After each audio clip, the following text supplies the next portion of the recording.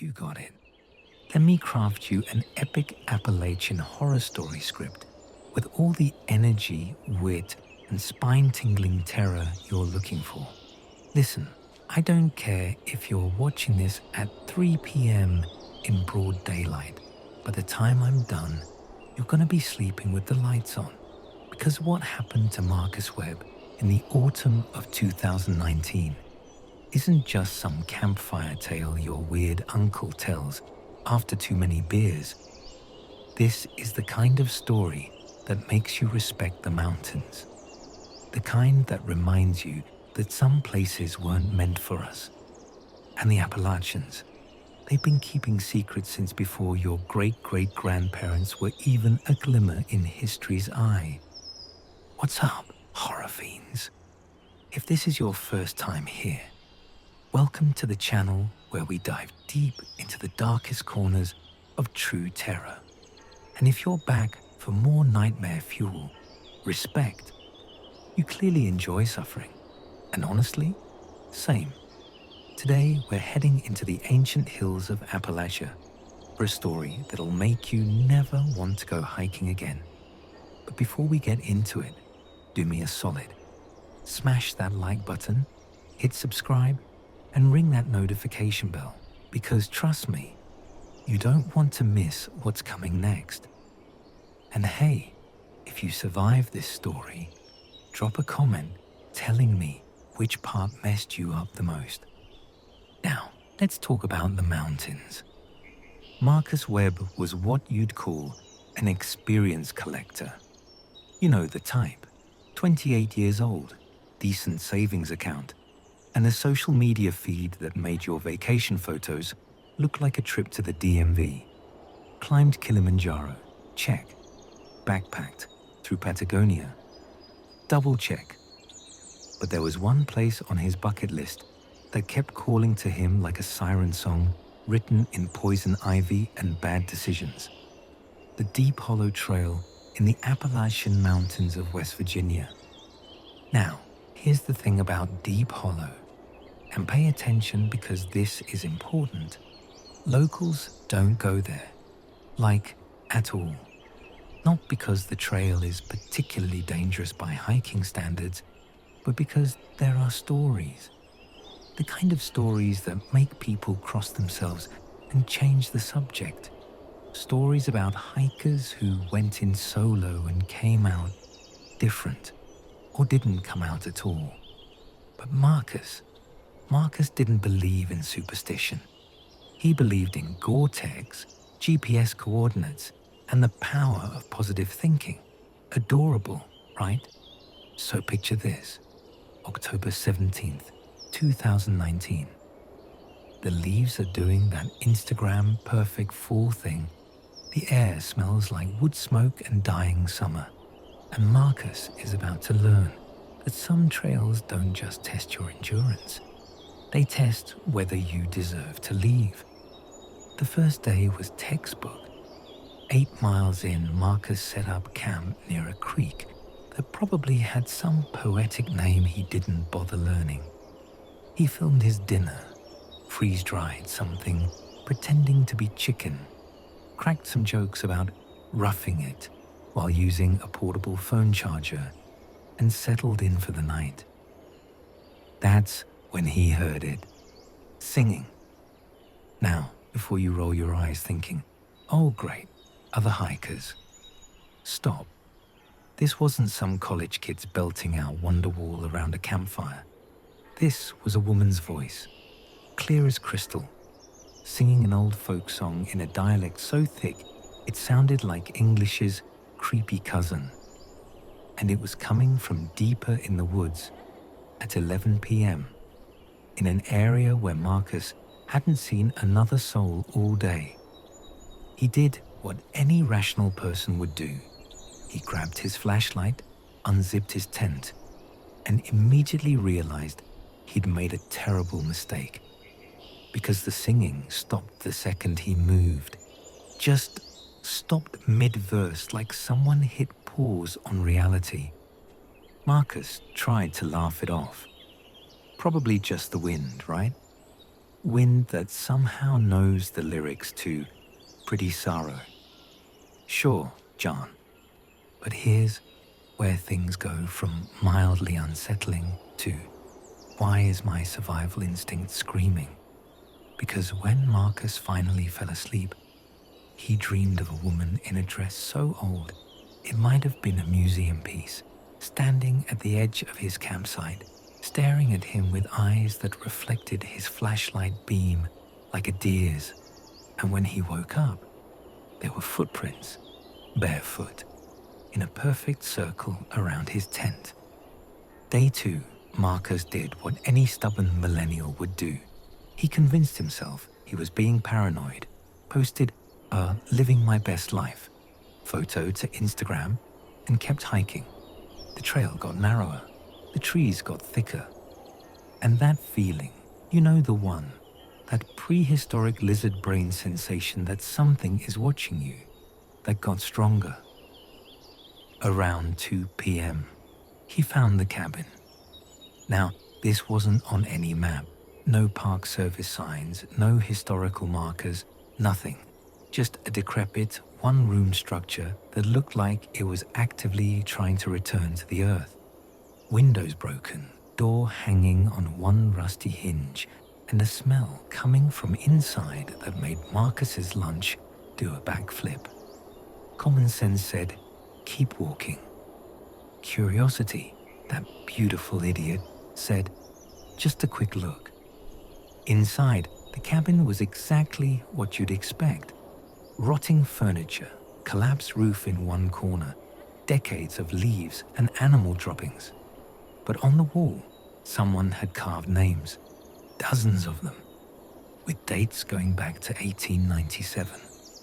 And at the bottom, in fresher cuts that hadn't yet grayed with age, were names from this decade: 2011, 2014, 2017. Each one followed by the same 2 words, stayed here. Marcus took a photo, because of course he did.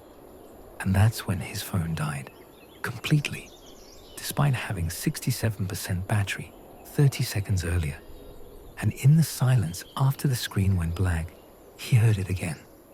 That singing, closer now, close enough that he could make out the words. Come, all you young maidens, take warning from me. Never place your affections on a green willow tree. Time to leave right now. Here's the thing about panic. It makes you stupid.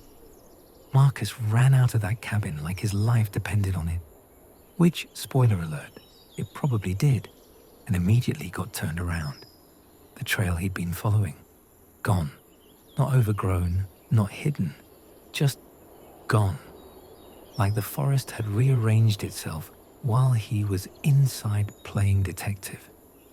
The singing was coming from every direction now, sometimes ahead, sometimes behind, sometimes, and this is the part that broke him, from above, like someone was in the trees, keeping pace, watching him stumble through the underbrush like a rat in a maze. Night fell faster than it should have. 1 minute there was twilight, the next it was pitch black, and Marcus was alone in the Appalachian wilderness with a dead phone, no sense of direction, and the growing certainty that he was deeply, catastrophically screwed. That's when he saw the lights. Not flashlights, not headlamps. These were floating orbs of pale blue light, drifting through the trees like bioluminescent jellyfish.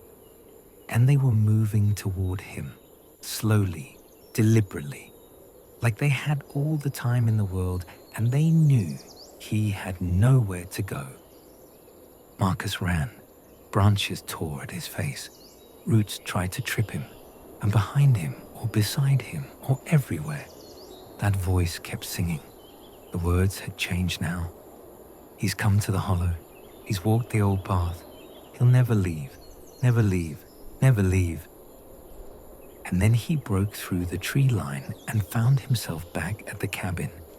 The same cabin, Impossible, because he'd been running in a straight line for 20 minutes.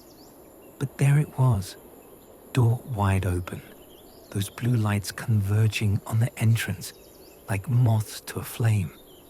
Inside the cabin, he could see them now. Figures, translucent and flickering like old film, wearing clothes from different eras. A coal miner from the 1920s, a woman in a Depression-era dress, a hiker in 90s gear, all of them staring at him with hollow eyes that reflected the blue light. And standing in the center, conducting them like a choir, was the woman from his dream. Beautiful in a way that made his brain hurt, old in a way that had nothing to do with years. She smiled, gestured to the wall where the names were carved. "You'll want to add yours," she said, her voice the same one that had been singing. "They all do, eventually. It's easier than wandering." Now, this is the part where most stories would end with Marcus becoming victim number however many, right? Just another name on the wall, another Instagram account that stops posting, another missing persons case that goes cold. But Marcus Webb had one thing going for him that the others didn't. He was absolutely, completely, 100% done with this paranormal nonsense. "No," he said. "Just that. No." The woman tilted her head like she'd never heard the word before. The figures flickered, confused. Because here's what Marcus had figured out in his panic-induced clarity. They wanted him to stay, needed him to accept it. The cabin, the hollow, the endless trail, it was a trap, but only if you walked into it willingly. "I don't belong here," Marcus said, backing toward the door. "This isn't my story to end." The woman's smile cracked, literally cracked like porcelain, revealing something underneath that was definitely not human and absolutely not friendly. The blue lights flared bright enough to burn his retinas, and every figure in that cabin screamed. Marcus bolted. What happened next, he doesn't remember clearly. He says he ran through the forest while reality itself seemed to melt around him. Trees bleeding sap that looked like blood, the ground breathing beneath his feet, that singing turning into a shriek that followed him, like a physical thing. But he kept saying it. "This isn't my story. I don't stay. This isn't my story. I don't stay." And somehow, through sheer stubborn refusal to become a statistic, or maybe just dumb luck, he found the trail, the real trail, the one marked with official Park Service blazes and everything. By the time dawn broke, Marcus was back at his car, scratched to hell, missing one boot, and looking like he'd aged 5 years in 2 days.